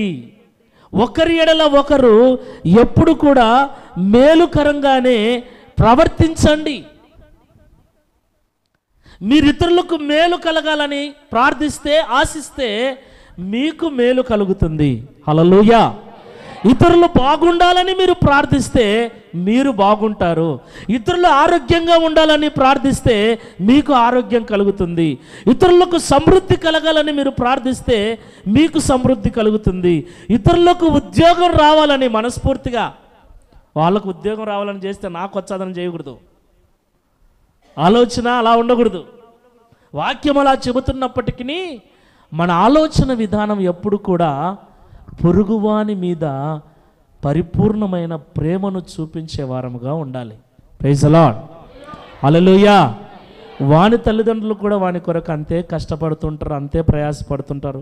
వాడు కూడా ప్రయోజకుడు కావాలని వాళ్ళ తల్లిదండ్రులు అంతే కోరుకుంటూ ఉంటారు. ఇలా ఆలోచించేటువంటి విషయంలో క్రైస్తవులు మాత్రమే ఆలోచించగలరు కాబట్టి దేవుడు చెప్పాడు. అలా క్రైస్తవులు ఆలోచించకపోయి ఉంటే ఎంతోమంది మిషనరీలు మన దేశానికి వచ్చేవాళ్ళు కాదు, మనకు సువార్తను అందించేవాళ్ళు కాదు. ఈరోజు మనము శాపము నుండి, పాపము నుండి, నరకము నుండి తప్పించబడి నిత్య జీవపు మార్గంలో నడిచేవారము కాదు. అసలు మనం ఎవరిమి? అన్యులం, విగ్రహారాధకులం. అసలు మనకు సరిగ్గా బట్టలు వేసుకునేది కూడా రాదండి. మనకు నాగరికత తెలియదు. గోసులు కట్టుకొని తిరిగేవాళ్ళు తెలియదు మనకు. సగం సగం బట్టలు. మీరు చూడండి పాతకాలం ఫోటోలు, భయంకరంగా పుట్టగోసులు పెట్టుకొని తిరిగే జీవితాలు మనవి. అలాంటిది ఈరోజు ప్యాంటు షర్ట్లు వేసుకొని, టీ షర్ట్లు వేసుకొని ఎంత దర్జాగా బ్రతుకుతున్నాం. ఇదంతా మనకు వచ్చింది ఎక్కడి నుంచి? ఎంతోమంది మిషనరీలు వచ్చి దేవుని ప్రేమను మనకు పంచారు, బట్టలు వేసుకునేది నేర్పించారు, మనం బాగుండాలని మన కొరకు ప్రార్థించారు. వారి కుటుంబాలను కోల్పోయారు, వారి ప్రాణాలను కోల్పోయారు, వారి ఆస్తులను కోల్పోయారు, త్యాగపూరితమైన జీవితాలు జీవించి మనకు సువార్తను అందించారు. దేశం కాని దేశం వచ్చి, ఇప్పుడంటే విమానాలు ఉన్నాయి, అప్పుడు పడవ ప్రయాణాలు, ఓడ ప్రయాణాలు, రోజులు నెలలు ప్రయాణం చేసి వచ్చేవాళ్ళు. వాళ్ళ డబ్బును, వాళ్ళ జ్ఞానాన్ని, వాళ్ళ యొక్క జీవితాలనే మన కొరకు త్యాగం చేసిన ఎంతోమంది మిషనరీలు మన దేశంలో చనిపోయిన వారి సమాధులు ఇప్పటికీ ఉన్నాయి. అలాగే ఇంకొకరికి మేలు కలగాలని మనము జీవించినప్పుడు దేవుడు మన జీవితాలను కూడా ఆశీర్వదిస్తాడు. అలా మనం కూడా జీవించగలగాలి. వాళ్ళంతా త్యాగపూరితంగా కాకపోయినా సమయము దొరికినప్పుడు అంతా కూడా కొంచెం ఇతరులకు మేలు చేసే విధంగా. మన క్రిస్మస్ వచ్చింది, ఆ క్రిస్మస్ సందర్భంగా, క్రిస్మస్ ఆ పండగ సందర్భంగా ఎంతోమంది సహాయం చేశారు. దుప్పట్లు పంచారు, పండ్లు పంచారు, బ్రెడ్లు పంచారు, మందులు పంచారు, చాలా సహాయం చేశారు, భోజనాన్ని పంచారు. ఒక పూట తిండి పెట్టినా అది మేలే. ఏమి ఇవ్వకుండా బాగున్నావా అంటారు, కనపడితే చాలు ఏమంటారు, ఏమ్మా బాగున్నావా, ఎన్నా బాగున్నావా, ఏమిచ్చినావని అడుగుతున్నావా ఆ మాట నువ్వు? వాడు అడిగితే నిజంగా వాడు అడగాలి ఆ మాట. నువ్వు బాగున్నావా అనేసరికి ఏం చేసిండాలా? బైబిల్ అదే రాయబడింది, యాకోబు పత్రికలో స్పష్టంగా రాయబడింది. చలితో ఉన్నోని దగ్గరికి వెళ్ళి బాగున్నావా అని అడగకూడదంట. వాడు వణుకుతున్నాడు చలికి వణుకుతూ ఉంటే బాగున్నావా అని అడగకూడదంట. వానికి దుప్పటి ఇవ్వాలంట, కప్పుకోవటానికి దుప్పటిచ్చి చలి అంతా అణిగిన తర్వాత అప్పుడు అడగాలంట, బాగున్నావా? అప్పుడు వాడంట, నీ దయ వల్ల, నువ్వు ఇచ్చిన దుప్పటి వల్ల చలి తగ్గి బాగున్నానయ్యా. కొన్ని సరుకులు నువ్వు ఇచ్చి 1 నెల తర్వాత బాగున్నావని అడుగు. ఏమి ఇయ్యరు, అసలు కనబడితేనే మాట్లాడతారు కొంతమంది. అడిగే ఫస్ట్ మాట ఒకటే, ఏంటది? బాగున్నావా? నేను బాగలేను, నువ్వేమన్నా పెడతావా అన్నా అనుకోవాడు. నీ బాగున్నావంటే బాగున్నావనక ఏంద్రా అంట మళ్ళీ ఈడే. అంటే నువ్వు బాగున్నావంటే నేనేమనాలా? బాగున్నా అనాలా? ఏంటికంట? నువ్వేం పెట్టినావని, నువ్వేమి ఇచ్చినావని? ఇలా మాట్లాడేవాడంటే మనకు నచ్చదు, కానీ వాడే కరెక్ట్. బాగున్నావా అంటే కనీసం నేను నీ కొరకు ప్రార్థనైనా చేస్తూ ఉండాలి. Praise the Lord. ఎక్కడున్నా నా బిడ్డ ప్రభువా బాగుండాలి, మంచిగా చదువుకోవాలి, మంచిగా ప్రార్థన పూర్వకంగా ఉండాలని నీ కొరకు నేను ప్రార్థన చేస్తున్నా ఉంటే నేను అడగటానికి నాకు ఒక అవకాశం ఉంది. ఏమీ లేకోకుండా బాగున్నావా అంటే అది చాలా వేస్ట్ మాట. అంటే క్రియలు లేని మాట, క్రియలు లేని ప్రేమ, క్రియలు లేని విశ్వాసం మృతమైనది అని, ప్రాణము లేని శరీరంతో సమానమని దేవుడు చెప్తూ ఉన్నాడు. కాబట్టి మనము ఏదైనా ఒక వ్యక్తిని పరామర్శించే ముందుగా ఆ వ్యక్తికి సహాయము చేసిన వారమై ఉండాలి, బంధువైనా బంధువు కాకపోయినా. అలాంటి వారినే మనము బాగున్నావా అని అడగటానికి మనకు అర్హత ఉంది. ఏమి చేయని వాళ్ళకి, ఇప్పుడు మీరు నాకు కానుకలు ఇస్తూ ఉంటారు, అప్పుడప్పుడు దశభాగాలు ఇస్తూ ఉంటారు, ఏవైనా పండగల పూట తినటానికి కొన్ని వస్తువులు, ఆహార పదార్థాలు అన్నీ పంపిస్తూ ఉంటారు. అప్పుడు మీరు నన్ను ఫోన్ చేసి బాగున్నారన్నా అని అడగొచ్చు. హల్లెలూయా. ఏమి ఇయ్యనోళ్ళు అడగనీకి హక్కుందా? నేను చెప్పే మాటలు అర్థం చేసుకోండి, అపార్థం మాత్రం చేసుకోకండి దయచేసి. అర్థం కావటానికే చెప్తా తప్ప అపార్థం చేసుకోవటానికి నేను చెప్పను. అంటే అడగాలంటే, ఏమన్నా ఇవ్వాలంటే ఎస్, అప్పుడే నీకు సంపూర్ణమైన హక్కు ఉంటుంది, అధికారం ఉంటుంది. ఏమి చేయకోకుండా ఇప్పుడు కట్టుకున్న భర్తే ఉన్నాడు. నేను నీకు తాళి కట్టానని వాడు ఇంట్లోకి సరుకులు తేకోకుండా, ఇంట్లో వస్తువులు తేకోకుండా, ఏమి తేకోకుండా నేను మొగున్నే అన్నాడు అనుకో, ఏమంటుంది భార్య? తాళి కడతానే ఎవరు మొగుడు గారు అంటది. మరి ఏం చేయాలి? పోషించాలి. కన్న తండ్రి పుట్టించుకున్న తర్వాత పిల్లలకి కావలసినవన్నీ సమకూర్చాలి. సమకూర్చినప్పుడు వాడు అంటాడు ఏమని? కంటానే తల్లిదండ్రులు కారు. ఎస్, ఖచ్చితంగా ఆ ప్రేమ అనేది క్రియల రూపంలో చూపించాలి. చేయవలసిన బాధ్యతలన్నీ, మర్యాదలన్నీ అన్నీ చేయగలగాలి. అలాగనే ఇతరుల పట్ల క్రైస్తవులు మేలుకరంగా జీవించాలని దేవుడు ఈరోజు మనల్ని కోరుకుంటున్నాడు. సరే అన్న, చేస్తాం, మేలు చేస్తాము, తోచిన కాడికి సహాయం చేస్తాం. ఏంటి మాకు ప్రయోజనం? చేస్తాము, డబ్బు సాయమో, వస్తువుల సహాయమో, ఆహారమో ఏదో ఒకటి చేస్తాం. సరే, అసలు మాకేంటన్నా ప్రయోజనం? అలా చేస్తే మాకేమొస్తుంది అని మీరు నన్ను అడిగితే బైబిల్ నుండి ఒక 2 సమాధానాలు నేను మీకు చెప్పగలను. మొదటి సమాధానం, ఒక ఇండ్లు కట్టేటప్పుడు మొదట ఏమేస్తాం అండి? నాకు వెళ్ళి చూడండి, ఏమేస్తాం? ఇండ్లు కట్టేటప్పుడు ఏమేస్తాం? పునాది వేస్తాం. ఆ పునాది ఎంత మంచిగా ఉంటే, ఎంత గట్టిగా ఉంటే పైన కట్టే ఇండ్లు అంత స్టాండర్డ్గా ఉంటుంది. పునాది సరిగ్గా లేదనుకో, ఇండ్లు ఏమవుతుంది అంటే, ఇంటికి పైన నువ్వు 10 అంతస్తులు కడతావో, 20 అంతస్తులు కడతావో, 30 అంతస్తులు కడతావో, ఎన్ని అంతస్తులు కట్టినా ఆ అంతస్తుల యొక్క భారాన్ని భరించేది పునాది కనుక పునాది గట్టిగా ఉండాలి. పునాది జాగ్రత్తగా గట్టిగా నువ్వు వేసుకోగలిగితే పైన నువ్వు ఎంత పెద్ద బిల్డింగు కట్టినా కూడా ఎటువంటి ఇబ్బంది లేకుండా, వరదలు వచ్చినా, నీళ్ళు వచ్చినా, గాలి వచ్చినా, తుఫాను వచ్చినా, ఏమొచ్చినా కూడా ఆ ఇండ్లు కదలకుండా స్థిరంగా ఉండగలుగుతుంది. పునాది సరిగ్గా లేకపోతే ఆ యొక్క ఇండ్లు సరిగ్గా ఉండదు.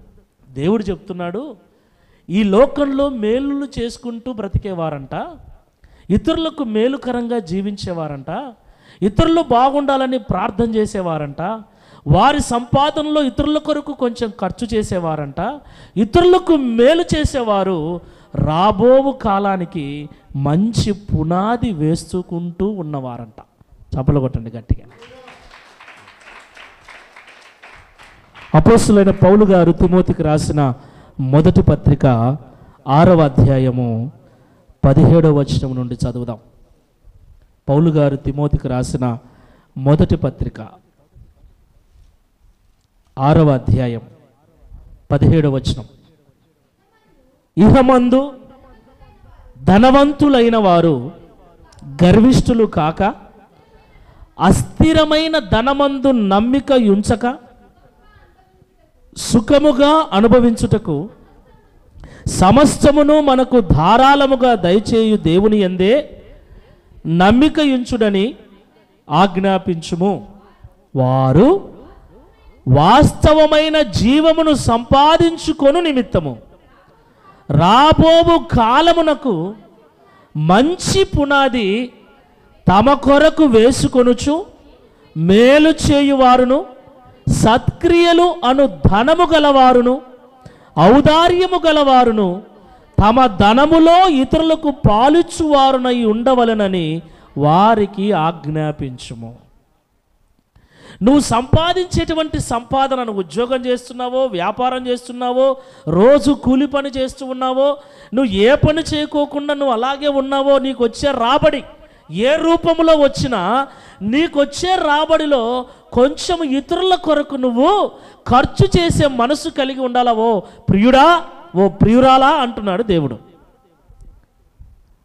అలాగే ఇతరులకు నువ్వు మేలుకరంగా జీవించినప్పుడు ఆ మంచి క్రియలు రాబోయేటువంటి కాలానికి మంచి పునాదిని నీ కొరకు ఏర్పాటు చేస్తాయి. రాబోయే కాలం ఏది? మనకు రాబోయే కాలం ఏది? ఒక క్రైస్తవునికి రాబోయే కాలం ఏది? పరలోకం. మన నిరీక్షణ దేని కొరకు? మన భక్తి దేని కొరకు? పరలోకం కొరకు. మన కాలం అది, మన లోకం అది, పరలోకం కొరకు. ఆ లోకం కొరకు మనం ఇక్కడ పునాది వేసుకోవాలి. ఏంటా పునాది అంటే, ఈ లోకంలో మనం చేసే నీతి క్రియలు, మంచి క్రియలే ఆ పునాది. ఇతరుల కొరకు మేలుకరంగా మనము జీవించినప్పుడే మన పునాది స్ట్రాంగ్ అవుతుంది. దేవుడు అదే చెప్తున్నాడు, మీరు ఈ లోకంలో సత్క్రియలు అను ధనము గలవారుగా ఉండాలంట. మనకే ధనం ఉండాలి? సత్క్రియలు. సత్ అంటే మంచి మంచి క్రియలు ఉండాలి మనకు. ఈ లోక ధనము అస్థిరమైన ధనము. అస్థిరమైన ధనము మీద మనసు పెట్టుకోకుండా ఆ అస్థిరమైన ధనాన్ని ఈ లోకంలో సత్క్రియల ద్వారా కొంతమందికి మేలుకరంగా మనము జీవించినప్పుడు అది పరలోక రాజ్యంలో మన కొరకు మంచి పునాదిని ఏర్పరుస్తుంది. నేను కష్టపడి సంపాదిస్తున్నా, నేను చెమటోర్చి సంపాదిస్తున్నా, నేను రెక్కలు ముక్కలు చేసుకొని సంపాదిస్తున్నా, నేనెందుకు ఇచ్చా, నేనెందుకు పెడతా? నీ ఇష్టం. అయితే నీ పునాది సరిగ్గా ఉండదు, చూసుకో. నేనేం చేయలేను. కొంతమంది బిర్రగా బిగించుకొని ఉంటారు, ఎంత చెప్పినా ఇవ్వరు. సేవకునికే ఇయ్యరు, ఇంకా బయట ఏమి ఇచ్చారో తెలియదు దేవునికి కనుక. కష్టపడి సేవ చేసి ప్రార్థనలు చేసి బాగుండాలని ప్రయాసపడే సేవకునికి నీకే బరువు. మళ్ళీ చర్చలు, ఆ సంఘంలో లెక్కలు అడుగుతున్నారు, ఈ సంఘంలో కానుకలు అడుగుతున్నారు, ఈ సంఘంలో దశంభాగాలు అడుగుతున్నారు. చర్చలు ఏమండి? ఏమి తెలియని వాళ్ళే చర్చలు పెట్టుకునేది. తెలిసిన వాళ్ళు ఎవ్వరు చర్చలు పెట్టుకోరు. దేవునికి ఇవ్వాలి, సేవకునికి ఇవ్వాలి, అది బైబిల్లో ఉన్న పద్ధతి. ఎవరికి ఇవ్వరండి? ఇప్పుడు పూజారికి ఇయ్యరా? ఉండిలో వేసేది ఉండిలో వేస్తారు, పూజారికి ఇచ్చేది నాకు ఉండిలోనే వేసేది, నాకు ఇచ్చనారా? ఆ హుండీ ఆడబెట్టాము, అది ఇంత పెద్దగా ఉంది ఆ హుండీ, అది ఎన్నేళ్లకు నిండాలా? ఏమండి? ఆ హుండీలు నిండేది ఎప్పుడు? మిమ్మల్ని జీవ మార్గంలో నడిపిస్తూ మీరు బాగుండాలని మీ క్షేమం కొరకు ప్రార్థించే సేవకునికి కాస్తంత సహకరించడంలో తప్పేం లేదు, తప్పుగా అనుకోకండి. మీ సంపాదన కష్టపడుతున్నారు, అందుకే దేవుడు మీకు మేలు చేసేది. మీరు మేలు చేస్తున్నారు కాబట్టి మీకు దేవుడు మేలు చేస్తాడు. ఇక్కడే కాదు, పరలోకంలో కూడా. ఇంకా ఒక సూటైన మాట చెప్పేసి నేను ఆరాధనలోకి తీసుకెళ్తా. చదవండి, పేతురు మొదటి పత్రిక 3వ అధ్యాయం 10-11 వచనాలు ఒకరు చదవండి. యోహాను సువార్త 5వ అధ్యాయం 28-29 వచనాలు ఒకరు చదవండి. ఈ 2 వచనాలు చదవగలిగితే ముందుకెళ్దాం. పేతురు మొదటి పత్రిక 3వ అధ్యాయం 10-11. జీవమును ప్రేమించి, వినండి, బాగా వినండి. జీవమును ప్రేమించి మంచి దినములు చూరగోడు వాడు చెడ్డదాన్ని పలకకుండా తన నాలుకను, కపటపు మాటలు చెప్పకుండా తన పెదవులను కాచుకొనవలెను. అతడు కీడు నుండి తొలగి మేలు చేయవలెను. చాలా మేలు ఉంది, కీడు ఖచ్చితంగా ఉంటుంది. నువ్వు మేలు చేయలేదంటే ఇంకా ఏం చేస్తున్నట్టు? అంతే. వెలుగులో లేం మనము. వెలుగులో లేమంటే ఎక్కడున్నట్టు? చీకట్లో ఉన్నట్టు. పరిశుద్ధతలో లేము. పరిశుద్ధత మనలో లేదంటే మనలో ఏమున్నట్టు? అంతే. ఇంక మళ్ళీ నాలో పాపం ఉందా అని మళ్ళీ ఎత్తుక్కోవలసిన అవసరం లేదు, బొంకాల్సిన అవసరం లేదు. నీలో పరిశుద్ధత లేదంటే పాపం ఉన్నట్టే, నీలో మంచి లేదంటే చెడు ఉన్నట్లే, నువ్వు మేలు చేయట్లేదంటే కీడు చేస్తున్నట్లే. అలా కాదు, నా రోజులు భవిష్యత్తులో రాబోయే దినాలన్నీ మంచి దినాలుగా ఉండాలని నువ్వు కోరుకుంటుంటే, మంచి దినములు చూడగోరు వాడు కీడు మానేసి మేలు చేయాలంట. నా రోజులు ఎప్పుడు బాగవుతాయి, నా బ్రతుకు ఎప్పుడు బాగవుతుంది, నా కుటుంబ పరిస్థితి ఎప్పుడు బాగవుతుందని నువ్వు ఆలోచిస్తూ ఉంటే, నీ బ్రతుకు రాబోయే దినాలలో బాగుండటానికి, నీ పిల్లల భవిష్యత్తు బాగుండటానికి ఇతరులకు మేలుకరంగా నువ్వు ఇప్పుడు జీవించు. అలా మేలుకరంగా నువ్వు జీవించినప్పుడు మంచి దినాలను నువ్వు చూస్తావు. ఆమేన్, హల్లెలూయా. ఇప్పుడు యోహాను సువార్త 5:28-29. దీనికి ఆశ్చర్యపడకుడి. నేను ఇట్లా చెప్తున్నానని మీరు ఏందబ్బా ఇట్లా చెప్తున్నాను ఆశ్చర్యపడకండి. దీనికి ఆశ్చర్యపడకండి. ఒక కాలం వచ్చుచున్నది, ఆ కాలమున సమాధిలో ఉన్న వారందరూ ఆయన శబ్దము విని, అర్థమవుతుందయ్యా, అందరం చచ్చిపోతాం. ఆదాము మొదలుకొని నేటి వరకు అందరం చనిపోతాం. అయితే ఒక కాలం వస్తుంది, చనిపోయిన వాళ్ళందరూ లేచే కాలం. చనిపోయిన వారందరూ లేచే కాలం ఒక కాలం వస్తుంది. ఆ లేచిన వారిలో మేలు చేసిన వారు జీవ పునరుద్ధానమునకు, కీడు చేసిన వారు తీర్పు పునరుద్ధానమునకు బయటికి వస్తారంట. ఈరోజు వస్తాం, మనం ఒకరోజు బయటకు వస్తాం. ఈరోజు మేలు చేసి చనిపోతే జీవము ఉంటుంది, నిత్య జీవము.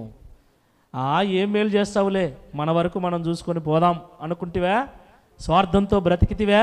ఇతరుల గురించి ఆలోచించకుండా ఉంటివా? నీకు తీర్పు ఉంటుంది, జాగ్రత్త. కాబట్టి మనం ఇప్పుడు మేలుకరంగా బ్రతుకుదామా, కీడుకరంగా బ్రతుకుదామా? ఎవరికి మేలుకరంగా చెప్పండి? ఎవరికి మేలుకరంగా? ఇతరులకు, అందరికీ, మరి ముఖ్యంగా విశ్వాస గృహమునకు చేరిన వారికి మేలుకరంగా. అందరి ఎడలా ఉండాలి, అది ఎప్పుడో ఒకసారి వచ్చే ఛాన్స్. కానీ సంఘములో మనము బాగుండాలి, మనలో మనకు ఇబ్బంది లేకుండా జీవించాలి. ఆది కాలంలో అలాగనే చేసేవారు అపోస్తలులు. అప్పుడు భలే త్యాగం ఉండేది విశ్వాసులకు. ఇండ్లు అమ్మేవారు, పొలాలు అమ్మేవారు, అమ్మిన డబ్బులంతా తీసుకొచ్చి సేవకులకు ఇస్తే, ఈ సేవకులు ఏం చేసేవారంటే సంఘములో ఎవరికైతే తక్కువ ఉందో వాళ్ళకందరికి ఇచ్చేవాళ్ళు. మీరు అపోస్తల కార్యాలు చదివితే అదే కనపడుతుంది. చదువుదాం, ఆ మాట చదువుదాం. అపోస్తల కార్యములు 4వ అధ్యాయం 32వ వచనం. విశ్వసించిన వారందరూ ఏక హృదయమును, అబ్బా ఎంత మంచి మాట. అందరికీ ఏముందంట? ఒకే ఆత్మ, ఒకే హృదయం. మీరందరూ ఎవరు? మనమందరం ఎవరిమి? విశ్వసించిన వారం, విశ్వాసులం. మనకందరికీ ఏముండాలంట? ఒకే హృదయం, ఒకే. యాడుందండి ఒకే హృదయం? అంటే ఒకటే మాట, ఒకే మనస్సు. ఏడుంది? ఈడొక మాట, ఆడొక మాట, ఆడొక మాట. అందుకే మనలో ఎవరు నిలబడతారో తెలీదు, ఎవరు పోతారో తెలీదు. ఆనాడు మాత్రం విశ్వసించిన వారందరూ ఏక హృదయమును ఏకాత్మయు గలవారై ఉండి, ఎవడును తనకు కలిగిన వాటిలో, హల్లెలూయా, నా ఇండ్లు అని ఎవడు అనుకోలేదంట. ఉన్నాయి, ఇండ్లు ఉన్నాయి, పొలాలు ఉన్నాయి, నా పొలం ఇది, నా ఇండ్లని ఎవడు అనుకోలేదంట. ఏం చేశారు వాళ్ళు? వారికి కలిగినదంతయు సమిష్టిగా, అంటే కలిసి, నీది అందరిని తీసుకొని సమిష్టిగా పెట్టుకున్నారు. ఇదియుగాక అపోస్తలులు బహుబలముగా ప్రభు అయిన యేసు పునరుద్ధానమును గూర్చి సాక్ష్యం ఇచ్చిరి. దైవకృప అందరి యందు అధికముగా ఉండెను. భూములైనను ఇండ్లైనను కలిగిన వారందరూ వాటిని అమ్మిన వాటి వెలవ తెచ్చి అపోస్తలుల పాదముల యొద్ద పెట్టుచూ వచ్చిరి. వారు ప్రతివానికి వారి అక్కర్ల కొలది పంచిపెట్టిరి గనుక వారిలో ఎవనికిని కొదవలేకపోయాను. హల్లెలూయా. సేవకులు అంటే ఇట్లా ఉండాల, విశ్వాసులు అంటే అట్లా ఉండాల. ఏది కాదు మనది, అన్ని వదిలిపోయేటివే, అన్ని విడిచిపెట్టిపోయేటివే. కాబట్టి మేలుకరంగా బ్రతుకుదామన్న సిద్ధాంతము ఆ రోజు సంఘము కలిగి ఉంది, ఆది సంఘం. కనుకనే విశ్వాసులు కూడా లోక ఆశలను వదిలేశారు, ఆస్తుల మీద వ్యామోహాలు వదిలేశారు. ఏదో తినటానికి ఇంత ఉంది అనుకొని ఉన్నారు. ఎక్స్ట్రా ఉన్నదాన్ని అంతా కూడా అమ్మేసి సేవకులకు ఇస్తే ఈ సేవకులు ఇండ్లు, కార్లు, మేడలు, మిద్దెలు ఇంకా వేసుకొని అలాగా ఆస్తి సమకూర్చుకొని దర్జాగా పైన కూర్చొని ఫోన్ కూడా చేస్తే ఎత్తకుండా ఆ స్థితిలో లేరు. ఎప్పుడు సేవకులు? అప్పుడు సేవకులు. కానీ ఇప్పుడు సేవకులు విశ్వాసులు అందరూ ఇచ్చినదంతా పోగేసుకొని ఈయన ఏం చేస్తున్నాడు చెప్పండి? ఏం మీరు చూడట్లేదా సేవకుల్ని? మరి చెప్పండి, నోరు లేదు. ఏం చేస్తున్నారు సేవకులు? ఎట్లున్నారు ఇప్పుడు? వారు ఫ్లాట్లు కొనుక్కొని విదేశాలలో పెట్టుబడులు పెట్టుకుంటా, హోటళ్ళు కట్టుకుంటా, హాస్పిటళ్ళు కట్టుకుంటా, ఇంకా ఇంకా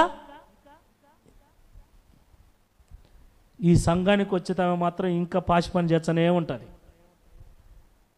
నా సహోదరి పాచి పని చేసుకుంటా 10,000 ఇచ్చింది టీవీ పరిచర్యకు అంటాడినా. మరి పాచి పని చేసుకుంటా 10,000 ఇచ్చిన ఆ విశ్వాసికి మరి నువ్వేం చేశావు? ఆలోచించండి. ఇవన్నీ ఆలోచించవలసిన బాధ్యత మీదే. నాటి సేవకులు ఎలా ఉన్నారు? విశ్వాసులు అందరూ లోక వ్యామోహాన్ని వదిలేసి, ఆస్తి మీద వ్యామోహాన్ని వదిలేసి తమ ఆస్తిని అంతా అమ్ముకొని ఆ డబ్బులు అపోస్తలు సేవకులకు ఇస్తే ఆ సేవకులు వాటిని సంఘములో పేదవాళ్ళకి, లేని వాళ్ళకి పంచిపెట్టారు. అలా పంచిపెట్టారు గనక వారిలో ఎవనికి కొదవ లేకపోయెను. వాళ్ళు సమకూర్చుకోవాలనుకుంటే ఎంత సమకూర్చుకోవాలి? వాళ్ళు మిద్దెలు కట్టుకోవాలంటే ఎన్ని మిద్దెలు కట్టుకోవాలి? ఈనాడు సేవకులు ఎంత భయంకరంగా తయారైనారంటే అంత భయంకరం. అలాంటి వాళ్ళు ఉండటం వల్ల నాలాంటి వాళ్ళకి అస్సలు గౌరవమే లేకుండా పోయింది. నిజంగా చెప్తున్నా. మమ్మల్ని ఆడికాడికి బ్రతుకులు కలిగి సేవ చేసే సేవకులను దరిద్రులుగా చూస్తున్నారు తప్ప వీళ్ళు యథార్థంగా సేవ చేస్తున్న సేవకులను ఎవ్వడూ గుర్తించట్లేదు మమ్మల్ని. అలాంటి వాళ్ళు ఉన్నారు కాబట్టి ఇంకా అలాంటి వాళ్ళకేమో వస్తున్నారు. ఆ బియ్యము కుళ్ళిపోయి ఆడ బూజు పట్టినా బూజు పడుతున్నాయంట, ఆడికే తీసుకుపోతారు. ఆ బూజు పడితే ఆశీర్వాదం వస్తుందా? నిజంగా చెప్తున్నా, నాకంటే హీనంగా బ్రతుకుతున్న సేవకులు చాలామంది ఉన్నారు ప్రియులారా. మీకు మనసు ఉంటే అలాంటి వారికి మేలుకరంగా బ్రతకండి. అప్పుడు దేవుడు మిమ్మల్ని ఆశీర్వదిస్తాడు. కడుపు నిండిన వాడు ఏం చేస్తాడంట? సామెతలో రాయబడింది, తేనె పట్టునైనా కాలితో కడుపు బాగా నిండింది, బిర్యానీ పెట్టరు, వాడు తింటాడా?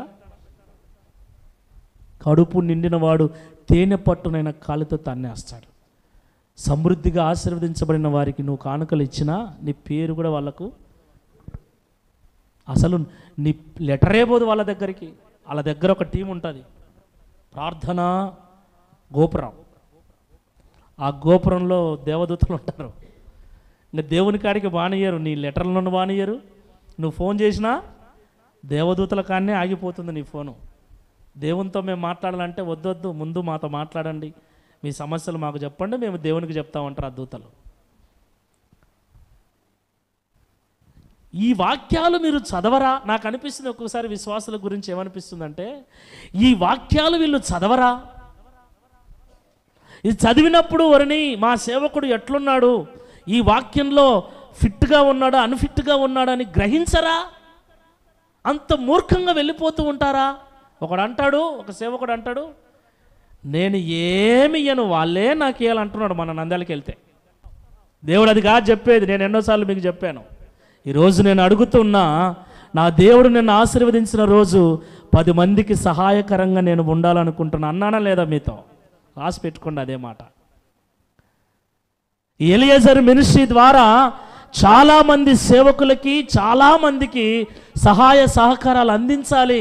అలాంటి సేవకునిగా, అలాంటి మినిస్ట్రీగా ఈ మినిస్ట్రీ ఉండాలని నేను ప్రతి దినము ప్రార్థన చేస్తూ ఉన్నా.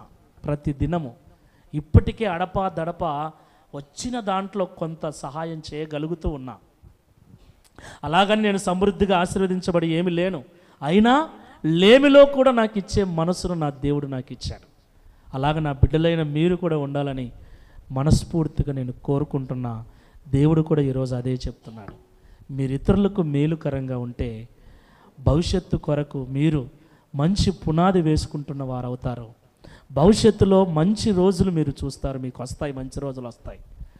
అలాగే చనిపోయిన తర్వాత జీవ పునరుద్ధానమునకు మనము తిరిగి లేపబడతాం.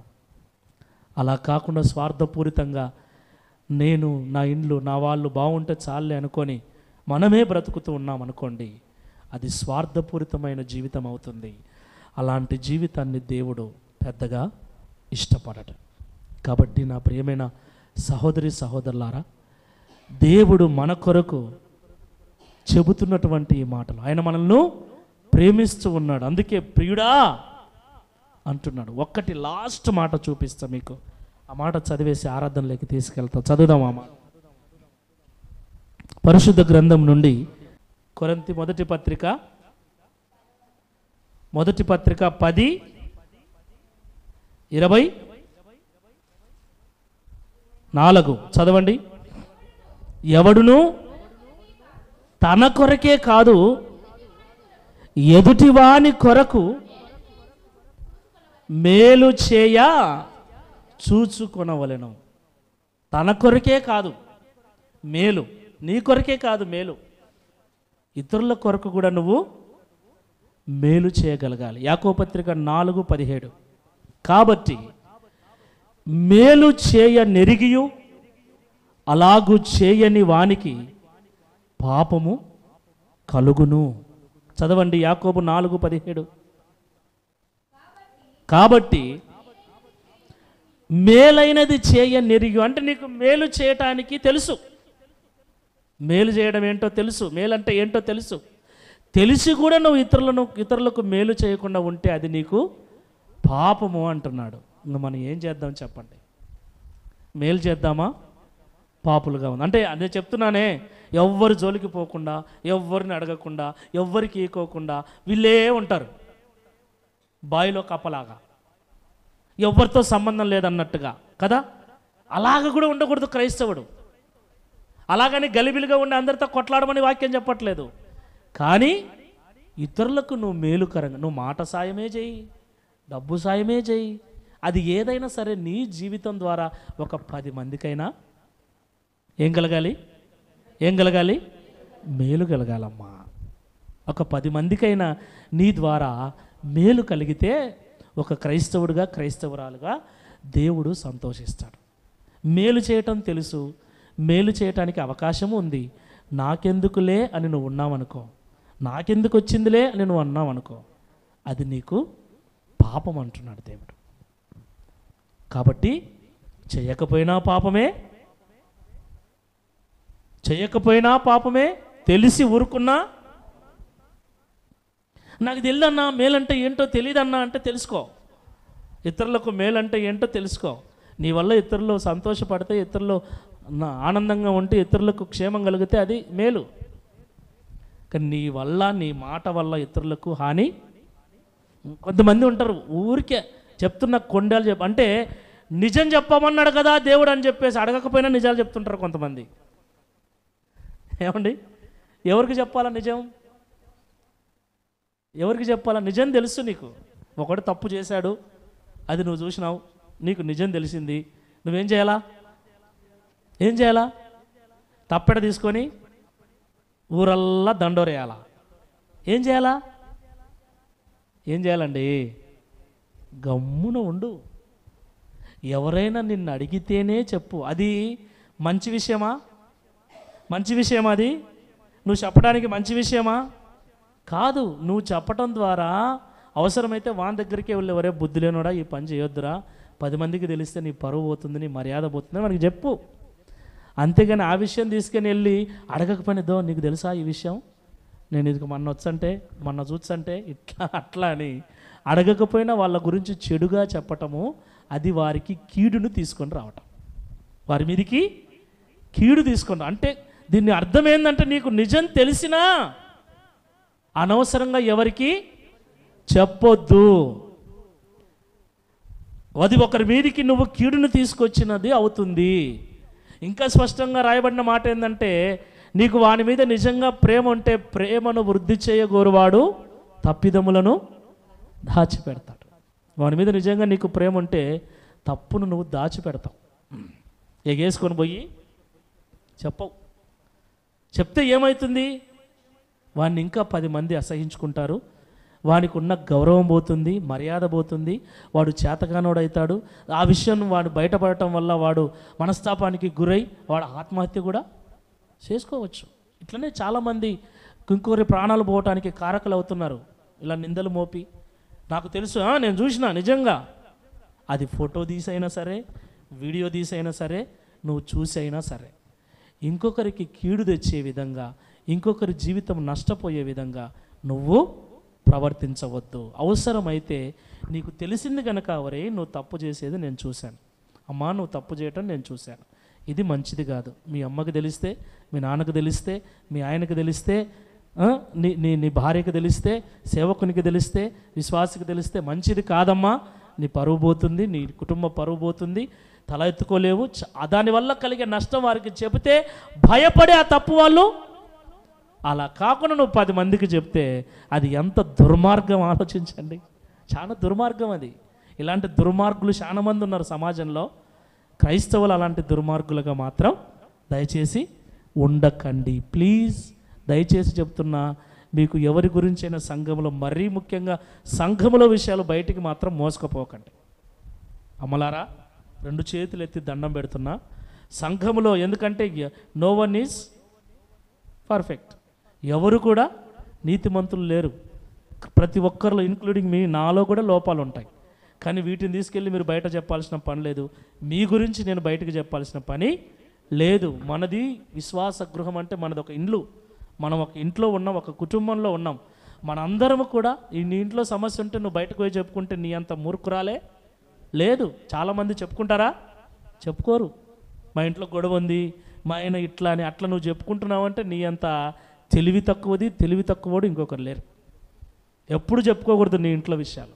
అలాగే నీ సంఘంలో విషయాలు నీ ఇంట్లో వాళ్ళు కూర్చొని మాట్లాడుకొని ఇది పద్ధతి కాదు, ఇలా ఉండకూడదని సరి చేసుకోవాలి, అది పద్ధతి. ఇలాగనే నిజమైన క్రైస్తవులు ఉంటారు. నిజమైన క్రైస్తవులు, దేవుని బిడ్డలు కానివారు బజార్కి ఎక్కుతారు, అల్లరి పడతారు, సంఘం పరువు తీస్తారు, సేవకుని పరువు తీస్తారు, వాళ్ళ పరువు తీసుకుంటారు, దేవుని పరువు తీసేసి లాస్ట్కు మందిరానికి రానికి కూడా ముఖం ఎక్కక బతుకుతూ ఉంటారు. అలాగ దయచేసి ఉండకండి. మన వల్ల ఇంకొక వ్యక్తికి మేలే కలగాలి కానీ కీడు కలగకూడదు. మన వల్ల ఇంకొక వ్యక్తి సంతోషంగా ఉండాలి కానీ మన వల్ల ఇంకొక వ్యక్తి బాధపడు. ప్లీజ్ ఈ విషయాలు ఆత్మీయంగా నేను చెప్తున్న మాటలు అర్థం చేసుకోండి. ఎవరూ బాధపడకూడదు మన వల్ల. ఇంట్లో వాళ్ళైనా సరే, వీధిలో వాళ్ళైనా సరే. అవసరమైతే వాళ్ళకు మేలు చేద్దాం, లేకుంటే నోరు మూసుకొని ఉందాం.